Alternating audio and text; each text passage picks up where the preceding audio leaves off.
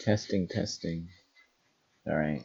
Making you use the worst website. Oh, you've become so niche, Harry, with your letterbox. I That's know. all you'll use It's now. good because like all the highest rated films are like you haven't got like Shawshank Redemption in there. Shawshank Redemption's a pretty great film. God. It's a 4-star. It's 4.5, I'd say. All right. Should we plan the beginning into the end? Or the end into the beginning? He did a quote from that thing. That we're going to do. Synedoche, New York. Right. Welcome to LieMDB. I think Sal did the right Harry thing. has those really funny moments. I mean, Mookie did the right thing. Fuck. Welcome Anyway. to LieMDB episode Harry Round 4. Whatever the terrible title this has. Harry Round. I think that's what it's called. Harry Round. Our search engine optimization is not good. I read a book on SEO. I got one out of the library and didn't touch it. Same thing. Alright. Okay. I instead of picking one of the hundreds of thousands of films that are not in the top 250 on IMDb that we'll all like a lot and beat Johnny by just By getting 42 points. I don't know because I didn't need 42. I was the only one that could have beaten it.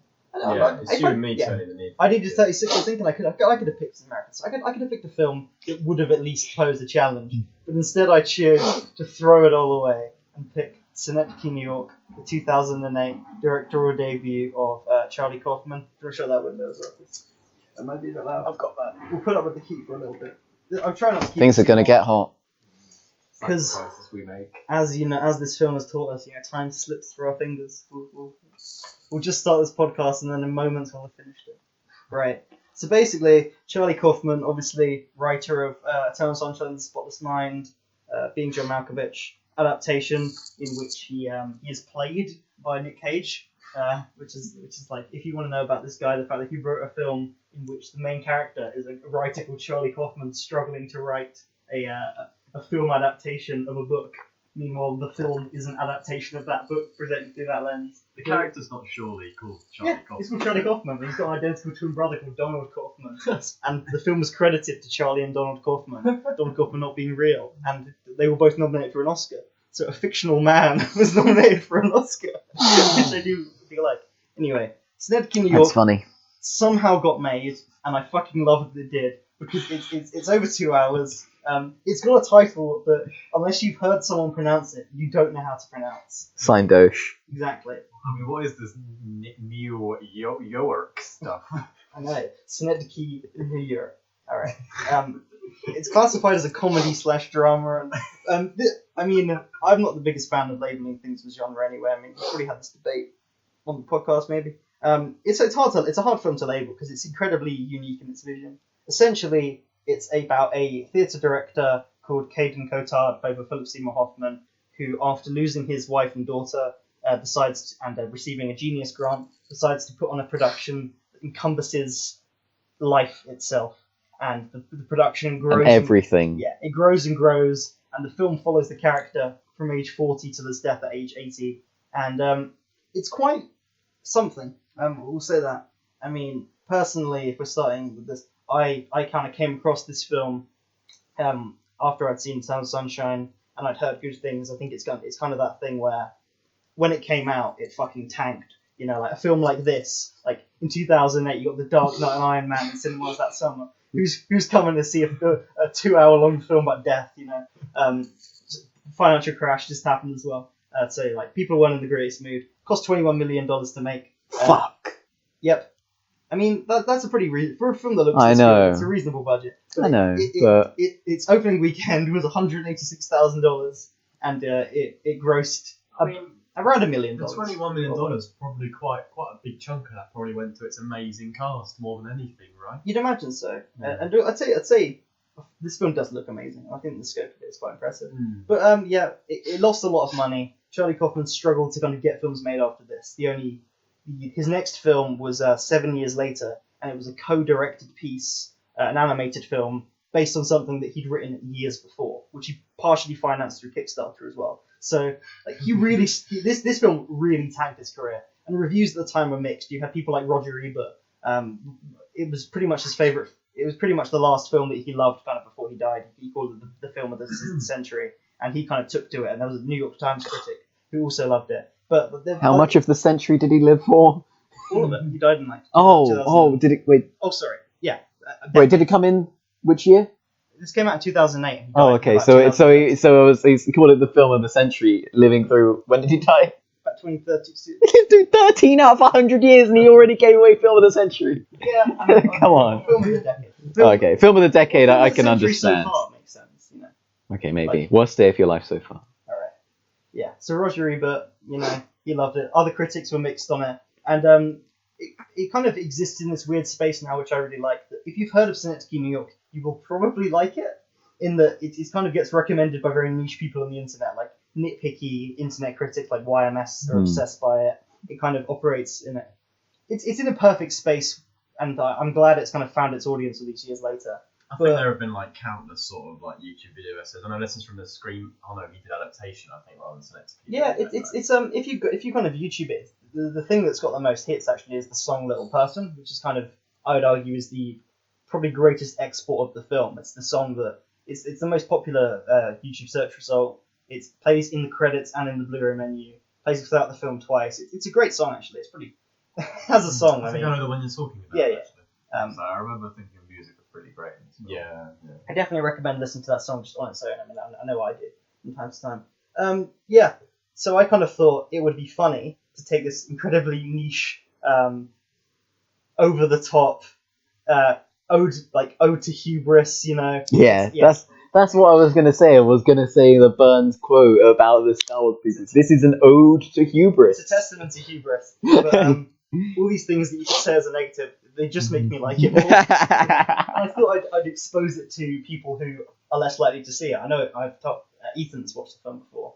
I think I told you to. Yeah, and but getting Johnny and Tony to watch it, I mean, I'm sure we probably shouldn't go too deep into the plot because does it really matter? But I know Ethan was like, oh, the plot is all you should focus on, but the plot, does it really matter, is a bit of the other extreme. Wait. and what I mean is breaking down the Okay, this I see plot. what you mean. You know, like talking. Well, about like go what like happens go like in a the plot. lighthouse to there's a lighthouse to rowing. What the hell was Did that? I ever say to focus on the plot from this film? No. Guys, we're keeping this one under an hour. All right, so I'm just confused. I just need They to made know. him do the right thing. Oh, I see. I mean, sitting down and trying to talk about this film on a plot level is kind of I think we should just jump straight in. It'll take forever. Yeah, and also I don't think it's that not important, but I mean, it's a decent concept. Yeah, to be honest with you. I'd say the present. The idea of having like taking. I mean, that's where the title comes from. Synecdoche. I mean, it's a mixture of two words where one of them is like you take like a component or a portion of something and it's meant to represent the whole. The idea of taking this entire city of New York, but then just condensing it down and limiting it to only like the size of a warehouse, and then just looking in at these kind of putting on a play that's so. Yeah, that's so truthful and so honest that you literally just have people in like apartment buildings just acting and that kind of thing. So Yeah. I think it's a really interesting concept. Yeah, I'm not saying the concept. I'm saying more reading the Wikipedia plot description out is less important with this film than going to the Wikipedia themes tab. You know. Yeah, I mean, the thing I was leading on to is I know I don't want to spring it on you straight away. So, but I am going to. Tony and Johnny, what did you think initially? Okay. This is a certain type of art house film that seems to me the guy Charlie Kaufman wanted it to sort of be his own masterpiece in a way. He wanted to get out everything he had to say, or about literally everything, right? About the human experience, and mostly how the human experience in contrast to death. And I think in watching YMS's 5-part unfinished breakdown in a few short conversations, I do think that in exploring like a numerous way of different amount of themes, it is well put together, more than just cinematically, in the sense that it is well considered by having like things that are foreshadowed in a way that is more than just, oh, I'm gonna kill someone today, you know, and then they kill someone later in the day. It's like it's like there are multiple interpretations that don't just feel like you're reaching for something, that feels like the Charlie Kaufman wanted it to be something that you could look at from a lot of different points of view. And the dreamlike kind of makeup of the Yeah, it is. forces you to question what you're seeing. It is very abstract. It's hard to be a passive viewer in this film when by about the 10-minute mark someone is entering a house on fire, and that's probably the moment of the film where it slaps you on the face, like, don't take this at the surface level. You know, there's other stuff going on. It's postmodernism. Like, we're putting on a play within the film. Yeah. Within the play, within the you know you're watching something. I watched a Lindsay Ellis video this morning about postmodernism. I still don't know what that word means. Yeah, postmodernism. No one understands what it means. The only thing people know about postmodernism is what is postmodern, and then they go like, "Oh, postmodern. I can't use that word." They go, "It's like this," and then by just saying things are postmodern, that's how you define postmodernism. Oh, okay, I see. I mean, there is a way to do it. It just takes a very long time, and I'm too dumb to get it.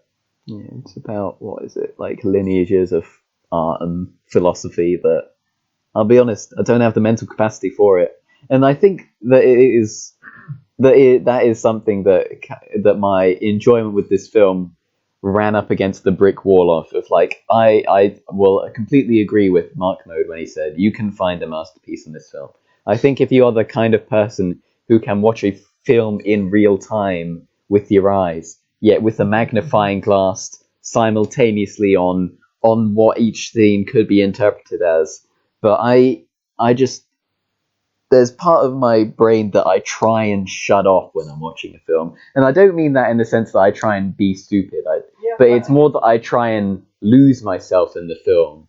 And so that's what I judge a good film on, in the sense of immersiveness, in the sense of like, this film made me realize how much I like good pacing. And I think this film just doesn't have the type of magnetism in just sitting down and watching it being enjoyable that I want.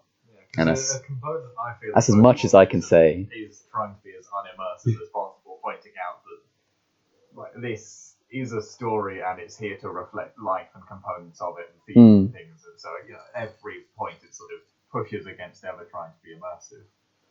It was something my brother said about this film is that it reminded him of Cloud Atlas, in the sense that Cloud Atlas is a 3-hour absolutely terrible film. My brother regretted watching it, and the takeaway he got from Cloud Atlas was, you're only on this world for a certain length of time, and you can waste it watching Cloud Atlas. Yeah, that is something interesting, because I feel like this film is about the idea of wasting your life, and that did contrast with the fact that I was watching New York, Synecdoche, New York. And you felt like you were wasting your life. Yeah, that does sound harsh, but that is sort of that is my stance on the thing. That it is so much about the idea of worrying about death, and I know it's aware of this, but it's the idea that, like, well, if you spend your life worrying about things, then eventually they'll just be here and then you'll be dead. And then what did you do? What did this film do? I don't know. I find it hard to not worry about those kinds of things. So. It's easy. And they have to talk It's about called themselves. drugs. I'm kidding. That's the new podcast for you. We're secretly pro ecstasy. Yeah. So We're not the Chapo Trap House. yeah. I wish. The thing Tony was kind of talking about when he said that when he wants to watch a film, he kind of like, you want to kind of escape, right? You want to kind of switch off. Like, I think that's partially down to the initial failure of the film, in that it's not escapism. It's very much a film which kind of makes you consider your own life, your own experiences, and like, no one wants to think about death. That's kind of the point of this film. Slaps you in the face with the wet cock of realism. Yeah. Like, no one That's my expression, Ethan. Because that's why you don't want to be slapped in the face with a wet cock, do you, Ethan? I mean, preferably not. See? Off realism. I suppose so. So no one wants to kind of not ask the bisexual. So you don't really Slapped in the face, really, Johnny? I mean, I'm not going to judge. Okay, yeah. You don't really want to kind of like, as a piece of like, I don't know, escapism, cinema, it doesn't really work on that level. But when you were talking about kind of like sitting down and analyzing it, I feel like it's more watching the film, even not picking up on all those details for the first time. I think emotionally, I just kind of felt something that made me like convinced to go back and, like you said, find the masterpiece in this. Like, there's so many literary references and kind of like pieces of like wordplay and like little like references, things that I'm just not gonna get, and I'm aware that I'm not gonna get it. But I want to get it. I want to be like, oh yeah, I remember in English when I learned that Tennessee Williams quote, and that kind of coming back and like being like, oh okay, I get that. I don't know, like watching Death of a Salesman and being like, oh, the way the themes of that tie to the themes of this film, I find that really good. So it's interesting that you put it like that, because I feel like I have a different experience of this film where I don't really get hung up on key details. What I sort of get drawn to is more stylistic choices that I really quite like, and sort of kind of, I mean, I guess they are like particular moments, but particular moments that are like, I don't know, just really well executed. Like, I really, really like the scene where Caden is on the plane, he's just reading the book, and then his therapist is just sat next to him on the plane, and then narrates the thoughts as he's reading the book, and then the book just ends. And I really like clever sort of, just kind of particular moments like that, rather than as Harry would probably say, oh, watching the first like 20 minutes and trying to piece together all the dates and trying to figure out the jumps. Because for me, I don't know, it's just not as important for me. There's other things that I prefer to focus on. It's more that like watching the film. I can only speak from my personal experience, obviously, but I find it emotionally engaging and entertaining enough that I'm interested to kind of start to consider other things about it, like try and like think about, is this a masterpiece? What is this trying to say? But like broadly, I was really struggling to call this a comedy because I didn't want to give Johnny and Tony the perception that this is a comedy. But it is funny, like in a very dark way. This does have jokes, and it's black comedy, like when Philip Seymour Hoffman and his like hyperfixation on death, and he's telling the actor, you know, like the tragedy is like as the young actor, the characters experience these things, but you, and it just walks away, and that hurts so much more as well, knowing like that Philip Seymour Hoffman like lives another like, I don't know, like 6 years as well. But I mean, we made a meme out of like the bit where Sammy jumps, which is one of the worst things that happens in the film, right? Someone kills himself. But it's done in such a, I don't know what the word is. It has like a very strange juxtaposed tone. Tone. It's meant to be sad, but then there's uplifting music playing in the background. He's sort of doing weird sort of happy kind of gestures, and it's just a strange contrast. And to kind of highlight how Caden is incredibly kind of self-absorbed and self-obsessed, the fact that he doesn't really the way he reacts to someone killing themselves is, I didn't jump, Sammy, you know, I mean, he says that to him before he jumps. He says, all you do is look at yourself. Yeah. Now watch me jump. Exactly. And Kane doesn't even respond to it very well. I do. I mean, also in terms of like the absurdist comedy and like the weird things about it, you've got like the tattoo of the flower wilting, which even if you're not fully engaged in the film, you can admit that that's a pretty cool. That's a pretty cool metaphor. The fact that but that scene is the fact that it has these things that you're talking about, this strange, like this commentary on life, and then it comes to his daughter Olive talking about, and you left me because you're a homosexual who wanted to have anal sex. There's homosexual lover Eric. And it's the kind of thing where it hits the exact like it hits the mark between like it's neither sad. Like, I don't buy into the sadness or the funny in this enough. So they like cancel out, and I'm just left with like such a net apathy. I was just sat there and like, just my brain, like all the neurons were off as that scene was happening. I was dead. I don't know. I mean, it leaves you out of the loop. I mean, let's talk about that. I mean, the world apocalypse is happening in the background. He never draws attention to it. It's just something that's going on. I really love that though. The fact that like just like we hinted at it, but the time jumps throughout the film. Like, early on, it's smaller. It's the montage at the beginning being set across 3 months, and suddenly it's Christmas, and then Adele goes to Germany, and then in the next scene it's been a month, you know, and then it's been a year, and then there's the moment where the film literally stops and goes, it's been 17 years, you know.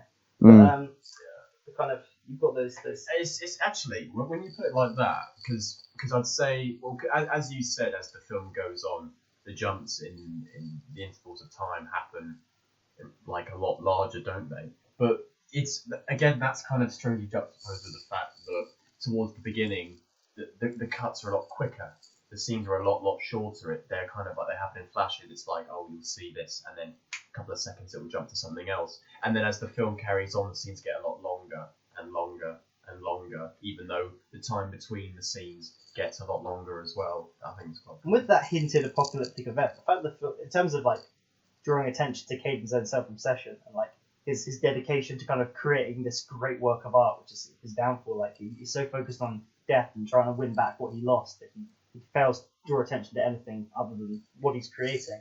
The fact the film draws almost no attention to it, and I love towards the end it's pretty much impossible to tell if he's in the real New York City or his own play. And like it's only when towards the final scene when he tries to get in the lift and he hears someone say no one's manning the lift, you realise that this isn't the real New York. This is his creation. This is his own masterpiece. But even some of the characters, like Michelle Williams playing his second wife, the fact the film draws little to no attention towards their whole relationship, you know. And you've got like another ridiculous moment where he points to the picture of Olive saying she has a tattoo, and Michelle Williams reveals the full devil face tattoo on her back that he's never seen before. And that kind of the fact this film doesn't really make sense and operates in that kind of dream but space. differently to the apocalyptic setting, which is just like there, but I don't feel there's much purpose to it. I feel like the whole the collapse of his relationship with Michelle Williams and all the women in his life, even though they kind of happen in instances, I still feel like you get a really good sense of why they fell apart in the first place. Every single one, especially with him and Adele. Like, yeah. That's kind of down. I mean, you said the film's built around that. I mean, towards the end of the film where he's talking about how he misses Olive, and he's like, and the other one. And the fact that the other child isn't even named, it's kind of goes towards showing how absurd it is. And also, it's about death. Yeah. Don't forget to mention that it's very obsessed with death, like Caden is, and in such a it's done in such a because of the tone. I find it very kind of not sometimes very scary, sometimes very disturbing. I find those cartoons that kind of appear when he lets his mind drift really creepy. Just him dying, him being in that cancer advert throwing the frisbee and stuff. It's kind of Johnny. You want to say something? But yeah, no, those are cool little moments. It's the way it does muck around with the way that it tells the themes. Yeah, but I just don't get why any character likes Hoffman. He's just how he never seems to run out of people he can like marry. Yeah. I mean, I do agree with you, but I feel like what's she called? I'm just gonna say Samantha Morton because I can't remember her character's name. Yes, thank you, Hazel, not Adele. I feel like Hazel's initial attraction to him is just that he does put on plays. He is an artist, and that's what it comes down to. I think idolise is a strong word, but it comes to the fact that she sort of appreciates his art, and then I think it just goes from there more than anything. Yeah, and I think Michelle Williams is even more to that extent. She is just like, I think this guy is like an incredible genius. I mean, what he's doing, this play that he's put, I wouldn't even call it a play. Like, I don't even know what to call fucking Synedoche. I mean, she's incredibly over the top, and she's like the kind of the cliche of like an actor who kind of wants to be the best. Like, so pretty much all of her dialogue is just theatre referencing, and her character is so much a blank slate that like she wants to know what her director wants from her. And if we take the fact that this play is essentially like a metaphor for life, and it's Caden's way of trying to relive moments and like go over regrets that he's had and change things about his life by kind of just staging a play of his life. I don't know. I feel it's believable in the fiction they've created that she would marry him. I do like also, that. it's Philip Seymour Hoffman. I mean, it's Philip Seymour Hoffman. Yeah, that's true. Who wouldn't want to marry Philip Seymour Hoffman? It just looks so dirty Yeah. throughout the whole film. I don't know what you mean. Yeah, He gets I mean, he is quite unattractive. He's quite Yeah, diseased. He's great at what he does. He's like a terrific actor. But I appreciate the idea of like wanting to go back and revisit moments. So kind of like, because I have that. Because I mean, I don't put on Synedoche. I don't like put on a play or anything. But I get fixated on things from the past, and I was like, oh, I should have done something So different you are there, and I want to relive it because I can't Kind escape of it. writing If that makes a sense. play about that sort of stuff. Yeah, in fact, that's very true. There's definitely, I think, it's hard. It's definitely a hard thing to admit, but there's elements of everyone in the film and in Caden himself, and the idea of him wanting to just stage life as a play, you know, and like the fact that the film and kind of everything just gets blurred into one, you know, like you don't know. Sometimes, well, towards the end, you don't really know which one you're looking at. And like I love the scenes where he's writing on the cards, and like even though he's trying to create this big bold piece of art that he says, you know, it's going to be about everyone, really it's about himself, you know. Like you see the messages he's writing on the cards, and it's his own kind of fears and anxieties, and that shot you can just see all of them, and like how kind of damaged he's become. I think it's really I definitely think this Should have a film, tattoo on his forehead. if you enjoyed watching it the first time, I think it's definitely worth revisiting. So I remember the first time that I watched it, I still am very, very confused about the film, of course. I am. But I remember particularly in the first film, what I thought kind of shone out as being really, really well done is, especially in the Michelle Williams scenes, where you can't quite tell when she's complaining or when she is just doing stuff. You can't tell if she's acting in the scene or if she's actually, you know, breaking the fourth wall and talking to Caden. Yeah. And then on the second rewatch, you get a much better sort of like, I think you get a much better sort of judgment on what is true and what is part of the scenes that he's putting on. So you can kind of see the really cool moments where I actually kind of think they're quite funny sometimes. When Michelle Williams is having a go at Caden, and Caden's just like, no, this is part of the scene, and she just still refuses to accept that. I mean, it's funny when you have there's two Hazels, there's Sammy and Caden, Yeah. and then there's another person who plays this kind of I don't even know what to call Ellen, because the film's very ambiguous as to what Ellen is. She just sort of gets introduced, and then she's just like there. If she's real, like, because you have this actress who is Ellen, maybe or maybe not, who starts playing Caden, and then eventually Caden starts playing Ellen in his own production. But like just sometimes it does just pull back and let the absurdity of all these people playing all these people interacting and you know, Sammy falling for the real Hazel and stuff. I think that stuff is funny. Yeah, because obviously, like, personal relationships, they kind of they are important outside of the work. So when Sammy falls in love with Tammy, that's going to affect, well, what happens in the scenes when they are acting, and you get this sort of tension between the characters. They all start to kind of they start to sort of dislike each other a little bit more, and then Sammy commits suicide. It's just very funny. Oh no, I'll tell you, I think there are some moments where I feel very bad for laughing, but I do laugh nonetheless. There's the scene where I think it's at his dad's funeral, and the casket is just this like small box, and you can almost hear the bones rattling. I mean, and they had to put cotton in it or something that to stop the bones from. And How did he die? Didn't he die from cancer though? How does that make sense? No, it's just Synecdoche, New York, Tony. Tony. Okay, fine. You can't really question. Yeah. I mean, he has a diary, right? That his daughter's written that he's able to read from, but It updates. yeah, but it like updates without her actually writing it. I mean, it's either that he's found this diary after she's died, but you see these scenes of him reading through it very, very. I think it's more of a projection. It's abstract, you know, something. The fact that when he goes back to Germany with Jennifer Jason Leigh, who had a full American accent earlier, and has been there about 7 years, is speaking in like a really heavy German accent now he's in Germany. And, like, I love that you never get to see Adele again after she's gone.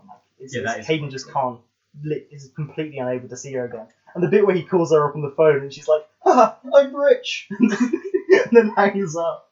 It's just, it's fun. It's funny and sad at the same time. And I get that it can be too much of one thing to kind of. He's got a good sense of humour, Corcoran. He really does. I think that section where I think the therapist is hilarious. It's one of the funniest characters in the film, which he talks about that 4-year-old who has gone through the insane amount of things and then just says commit suicide at 5 or something like that. It's so she's definitely one of the more obviously kind of comedic. I like how she starts saying her dialogue as he's about to finish it. Like, he's not even finished his sentences, and then she'll just come in with the next line. It's such a kind of strange, bewildering delivery.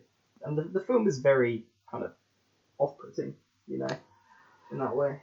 There's just something weird in that I think in this film that how in trying to say everything, it almost doesn't feel like it has a stance on like a thing. You know, it feels like the fact that like what's the first wife called again?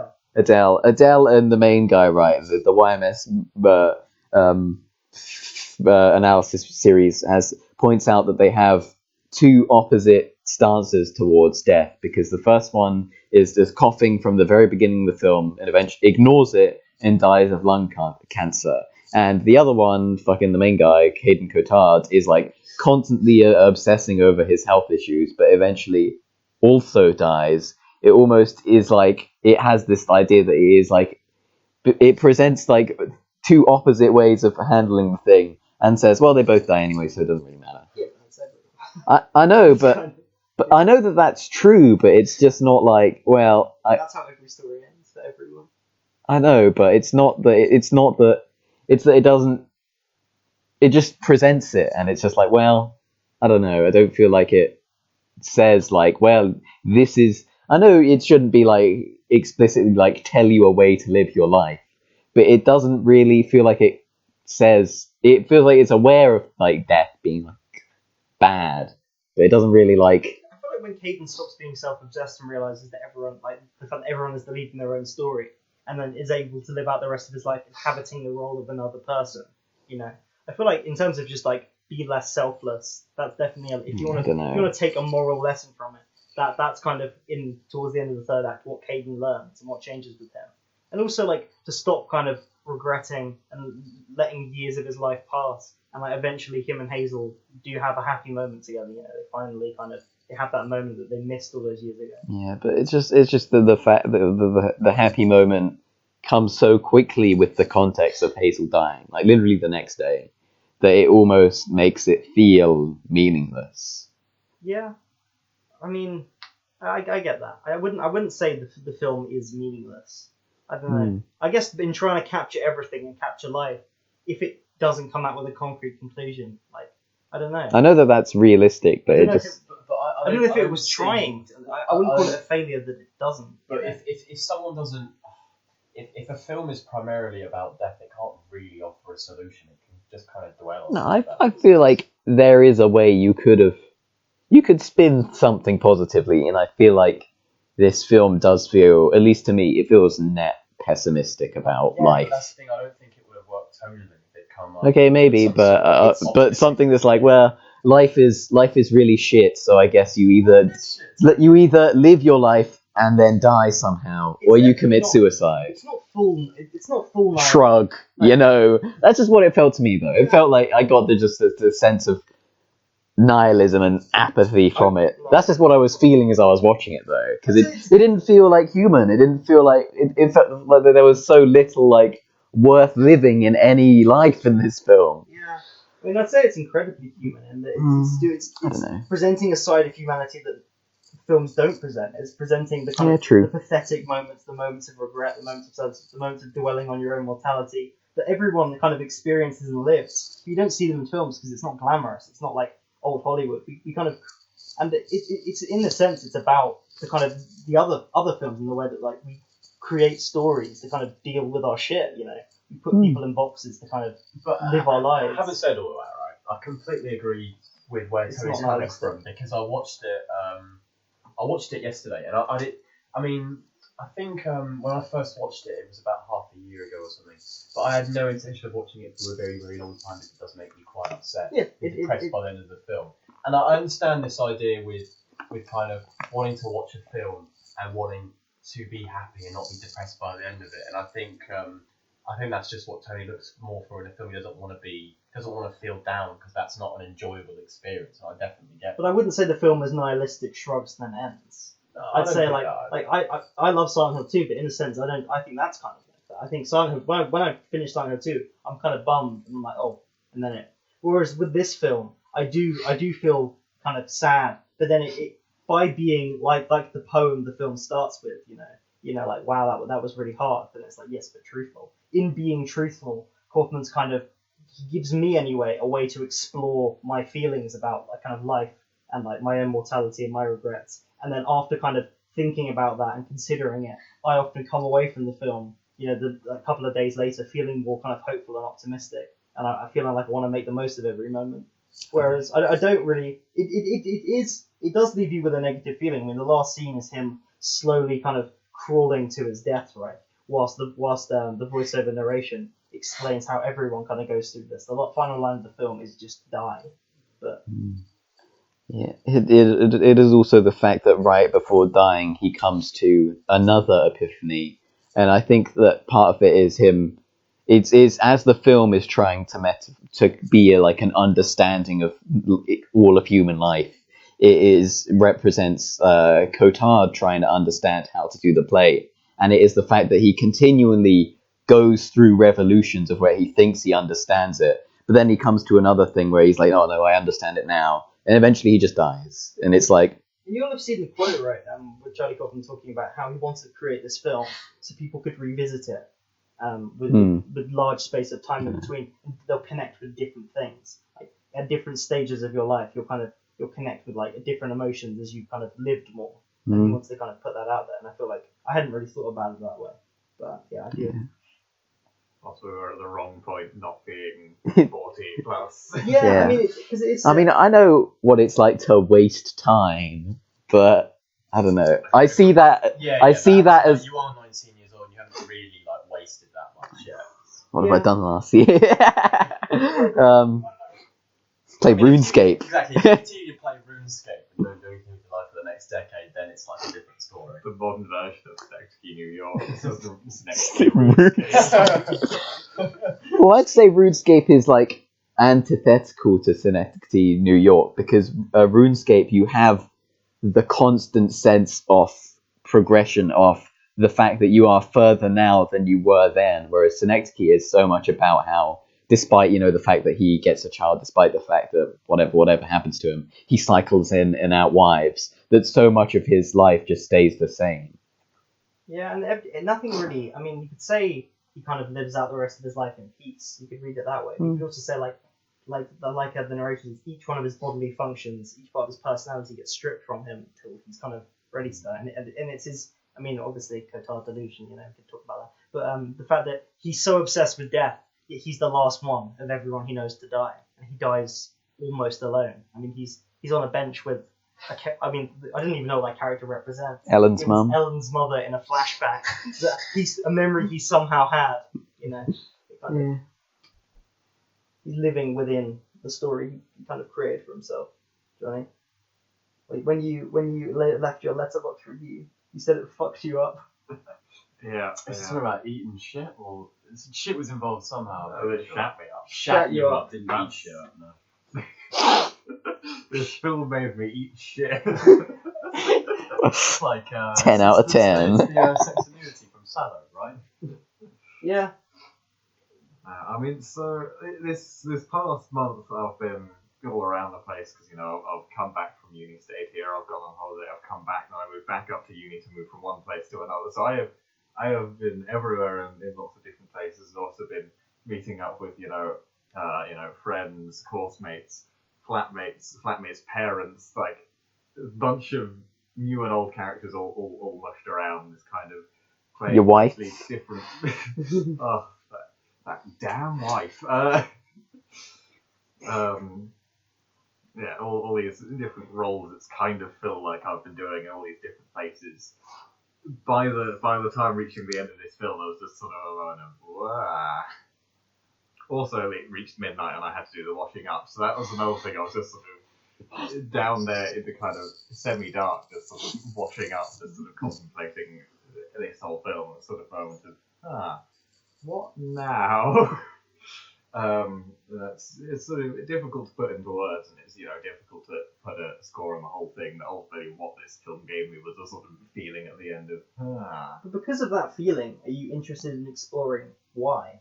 Because I know personally, because it left me feeling kind of down. I was kind of curious to see how it had done that, like how it managed to kind of make me feel that way and kind of interrogate that. Don't know. But I think with me, it's sort of the bits that I sort of took from it is the way everything kind of seems like a role that you're doing, basically. This has made me think of the Shakespeare quote that is the world is a stage and the people merely players and playing 13 roles throughout their life or whatever.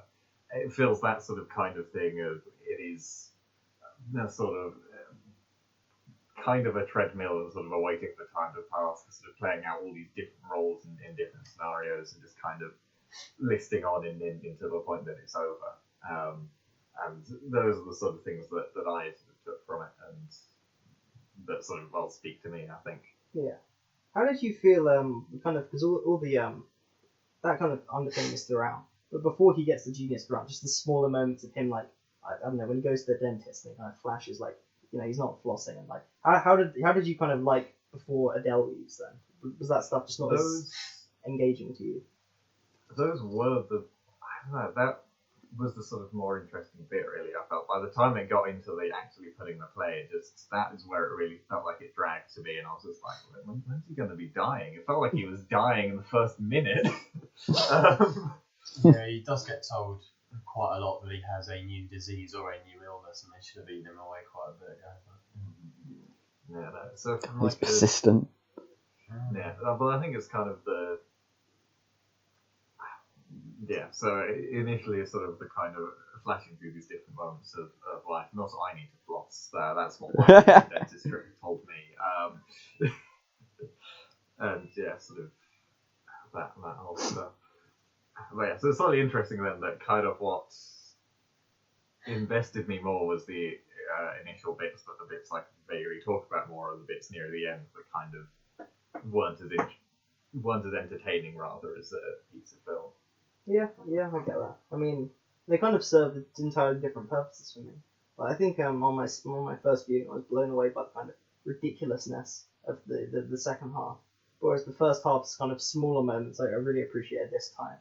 Just going to a urologist and meeting a neurologist and all these kind of not quite being able to connect with people. And then just scenes of kind of him feeling regret and like Philip Seymour Hoffman, we should mention. He's a really good actor. He was a really good actor, and he kind of, for me anyway, completely sells Caden from 40 years of his life. I mean, like, I don't know if you kind of buy the fact that he has aged a lot of the time because makeup can only do so much. But he is a really good actor, and I feel like they do his ages really, really quite well. He kind of sells the film. Like, but I really like the first half of the film, or however it is before he gets that grant, because I think as the film goes on, he gets less and less sympathetic, and towards the beginning, I do like him a lot because I feel like he's kind of like a guy who's a bit down. He's got a lot on his mind, and he keeps getting diagnosed with new illnesses, and he's got a wife who says that she fantasizes about him dying and stuff like that. And I do feel really, really sorry for him, and I want him to like achieve something with his life. So when he does get that grant, I do start to go, okay. Well, that's the thing. I ever liked him. Not even at the beginning. He's got a shit life, Jonathan. From his own actions. Yeah, I mean, a lot of the diseases that he has, he is finding himself. Like I think he's kind of so. Do you think he meant to have that fucking tap hit him right in the face? Didn't deserve that. Yeah, it was his fault. But like, I mean, you could say that the fact that he has he is looking for problems causes him to find them where they otherwise wouldn't appear. Yeah. But I also do feel that I feel like he has a lot of shit. If someone has an illness, they have an illness. They don't go out there. No, I think stress can cause a lot of the problems that he gets, and that stress is because he looks for problems.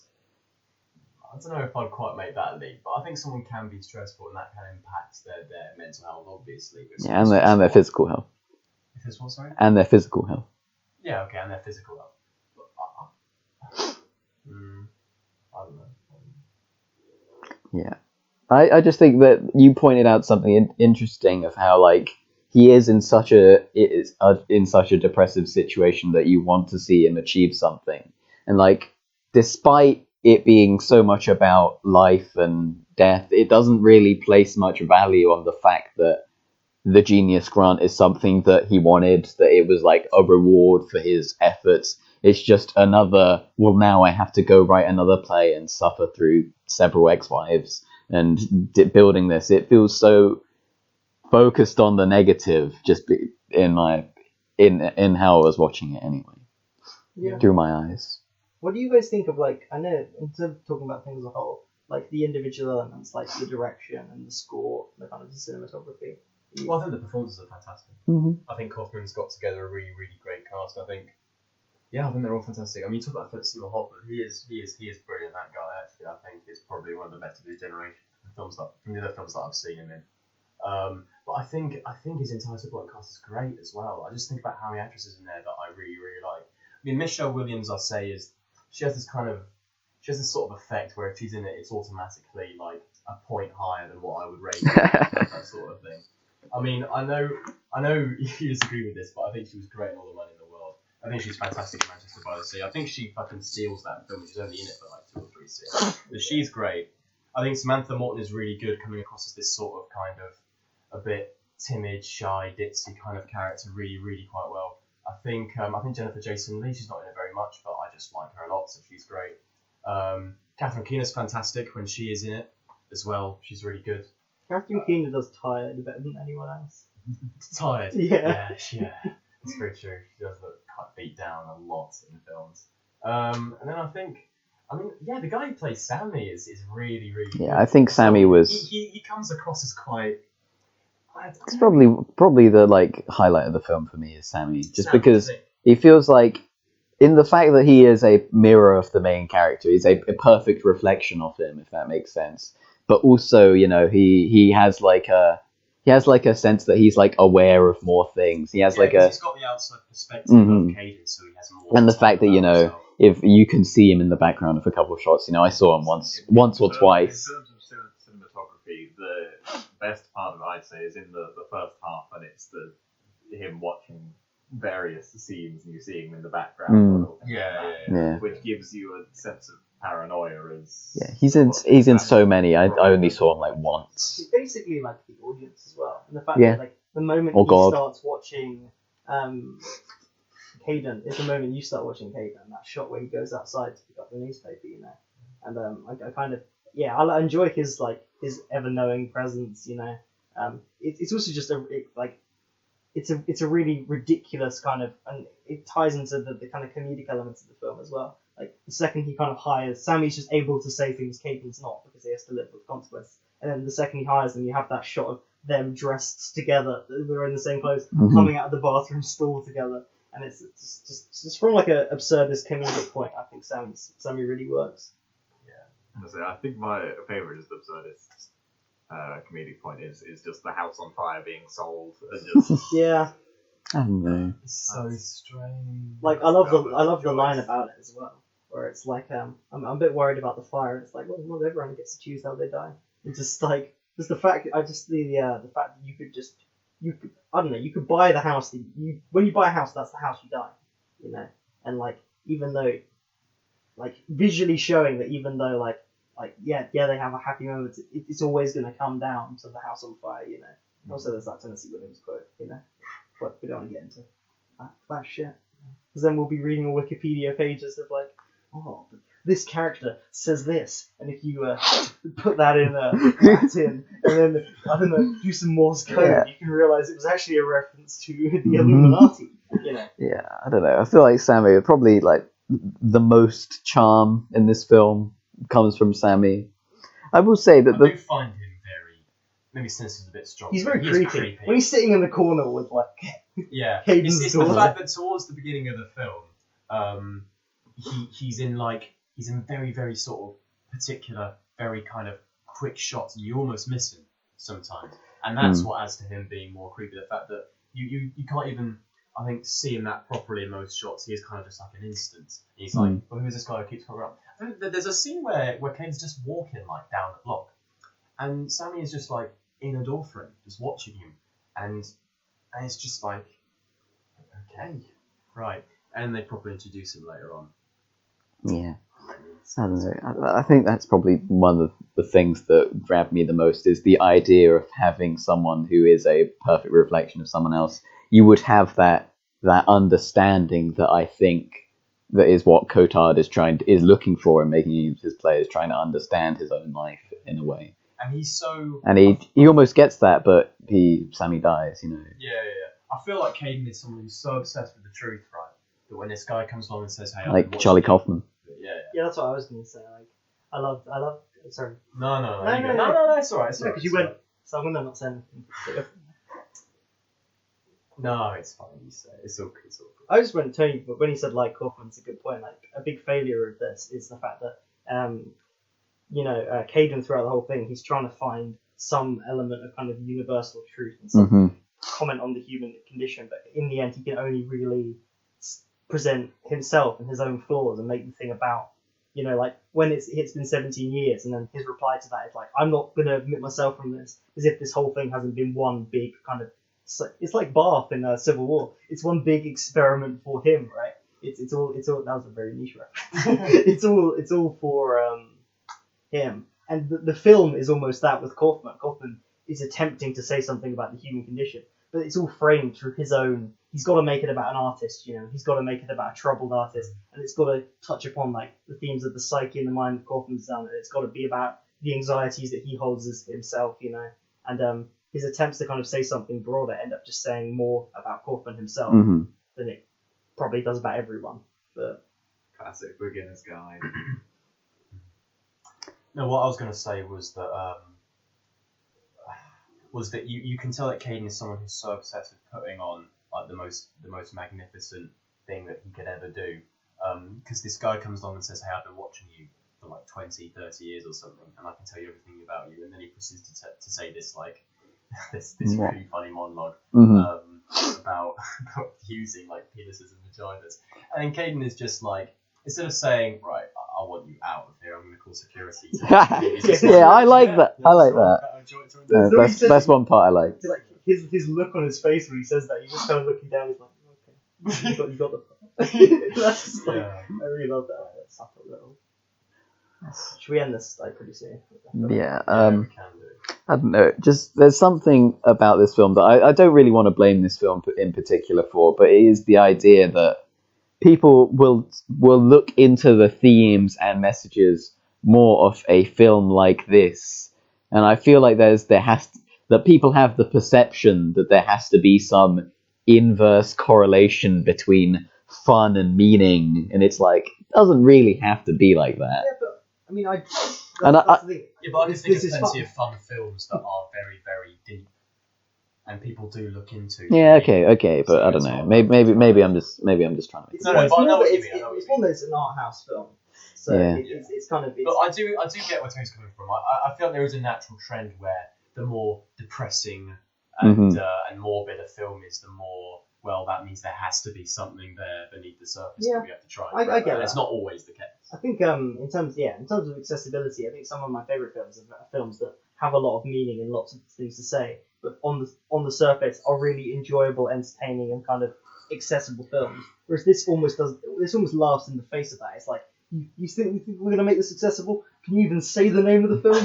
Like that kind of gatekeeping of being able to kind of consume this is a little bit annoying. But I mean, this is obviously open to your own like opinion, but I feel like I wouldn't try and confuse confusion with ambiguity, because inaccessibility, I mean to say, because I'm very confused, but to me this isn't like a particularly inaccessible film. Like, it's a massive head scratcher by the end of it, but I don't find it didn't take me a while to get into. Even from the beginning I was still like, well, I'm already set on this, I'll see where it goes. And then there were already parts where I was like, actually I'm not kind of sure about this. I'm starting to lose my interest in this film. I was always like hooked on it from the beginning all the way to the very end, especially the first time I watched it, because I had no idea how it was going to play out.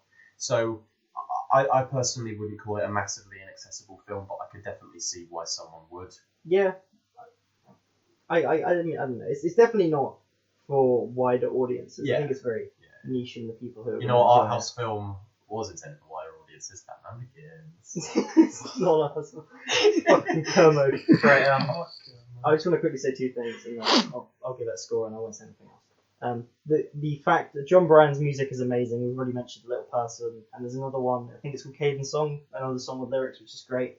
But I love the fact that you'll see a scene where the score will be playing, diegetically, and then suddenly you'll go back to the theatre production, a much smaller interior version, and that same music will be playing like tinny over like a speaker system. I just love that kind of like, it makes you kind of question the fiction of the film.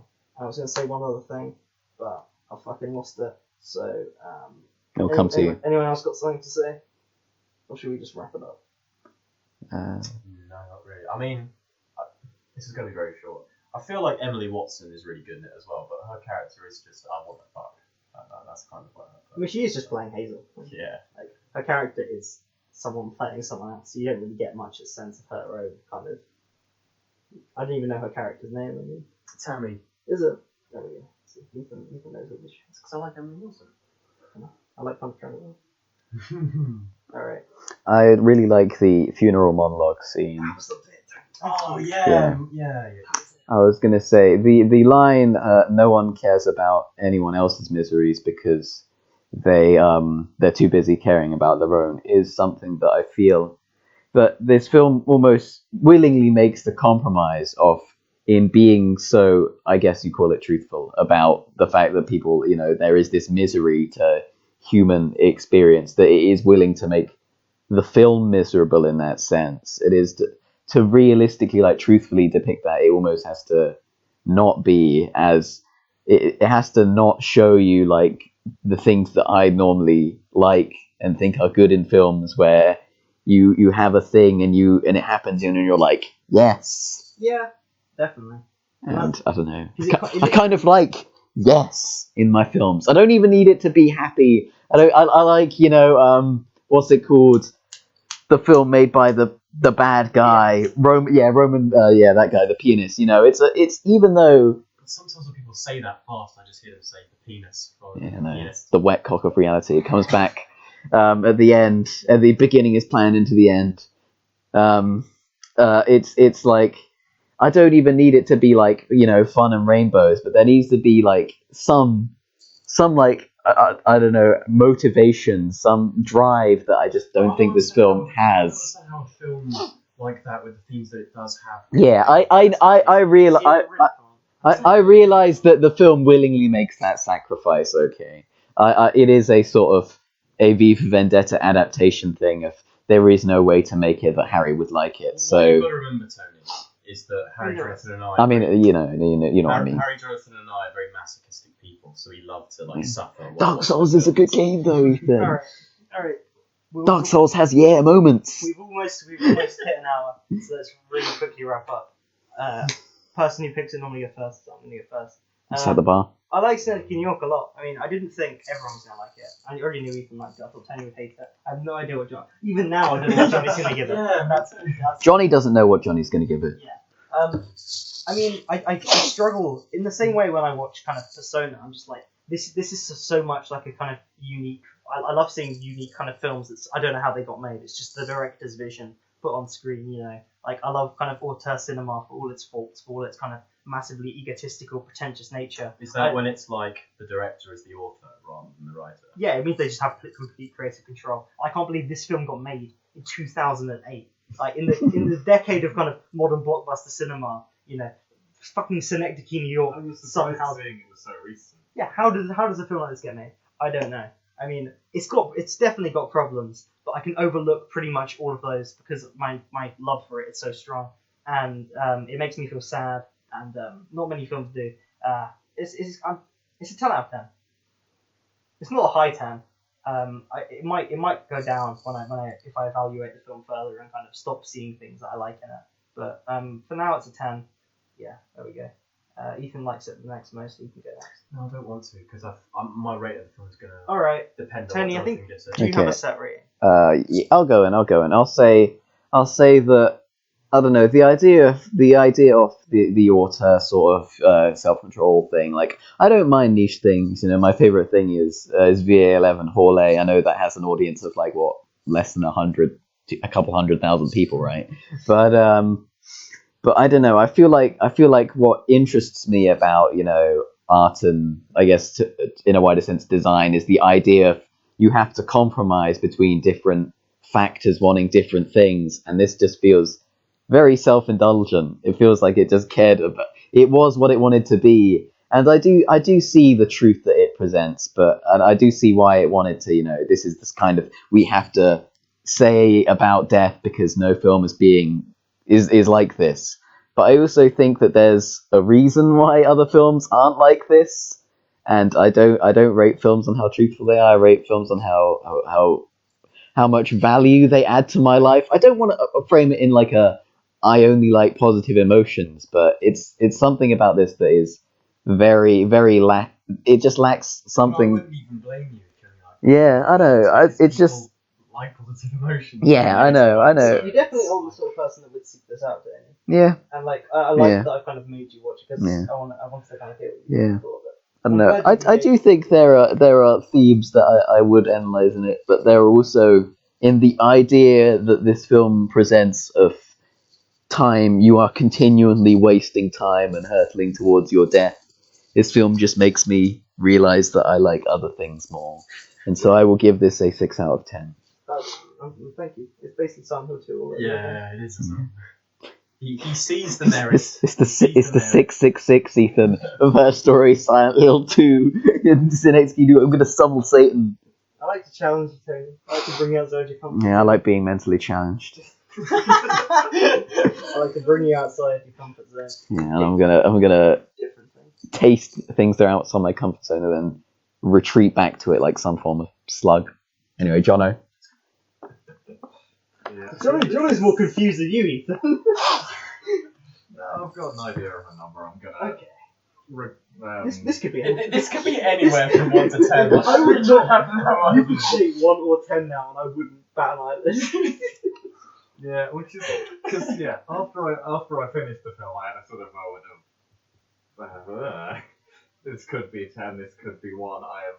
This is something that when it came to putting on Letterboxd, usually I would put up my score immediately, even if I'm going to do it. I live updated the score, Jono.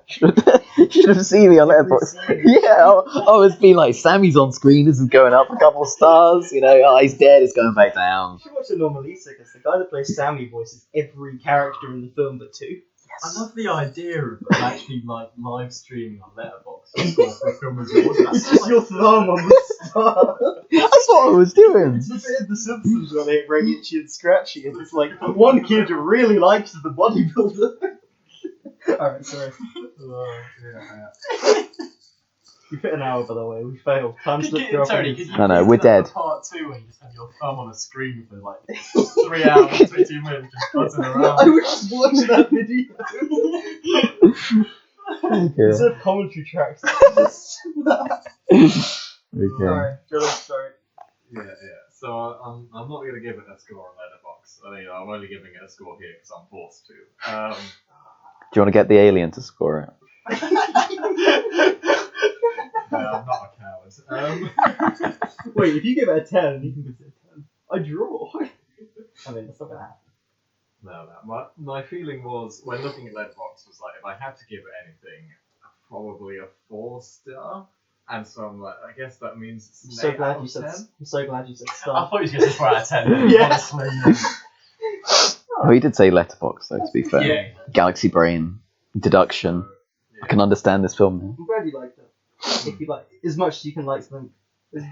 Yeah. Is this? Yeah. I don't see myself ever watching it again. or- Watch it on your deathbed and realize that have you wasted your life or not. Get in a Like golf suffering cart from terminal and then illness, just just start sitting driving down around to watch watching the that film. thing in New York. Imagine if you had 2 hours to live and watch this film. You wouldn't even finish it because it's 2 hours and 4 minutes long. If you're really sad, you wouldn't even reach the end. It actually finishes like at the. I know, it's 2 the hour it's mark, credits. So, credits. yeah. Oh, you've missed the end credit die. scene. On the You might line, just die. miss the bit where he dies. Yeah. Ethan, come on, you coward. Give it a fucking score. Yeah, it's difficult. It's difficult. I mean, Come on. the thing that holds this We'll film never have together to talk for about this me again. isn't even. I like all of. Don't get me wrong. I love the themes. I love actually like talking about it. You love actually. Yeah, no, I do really enjoy thinking about it and what it all means and how it comes together. But I think what holds it together for me, more than anything, are the performances. I just think they're all great, and I love watching this cast on screen, this combination of actors and actresses just coming together for this film and this really cool concept. And it's I mean, there are a lot of actors that I really like out there, but it is just great to see certain ones come together that you wouldn't really pair together. For me, that's the thing. Like, when I think I had a look at the cast before this film, and I saw these people, and I was like, would this work? And then I saw it, and I was like, holy shit, yeah, it does work. And I think Philip Seymour Hoffman does pull this film together. His character, I really, really enjoy watching. I think he's very funny. I think he's very depressed. I think he represents a lot of insecurities that I have about death and about being the perfect artist and about creating something that you can be proud of, like a legacy before you leave, and that really chimes well with me. So I think, I think I will give it a 9 out of 10. Nice. Yeah. Like Adele's work got smaller and smaller. We were more of a cadence. This podcast has spiraled and grown until it's so big that we're going to drive around in a golf cart around the Audacity file until we get an order from some random character, the alien, to tell us to die, and then it's the end. Die. Can't find the stop button. Fuck.